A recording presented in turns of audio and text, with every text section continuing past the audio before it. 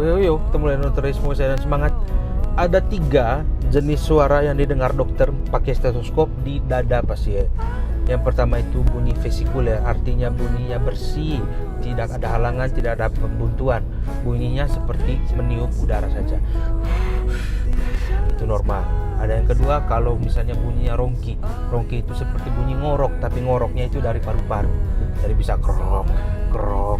Itu biasanya karena ada radang atau ada lendir-lendir yang tersumbat di saluran nafas. Ada juga kalau bunyinya wheezing. Wheezing itu bunyi macam fluid. Kalau kita tahu orang pasien asma bunyinya seperti bunyi fluid atau seperti bunyi kucing saat bernafas.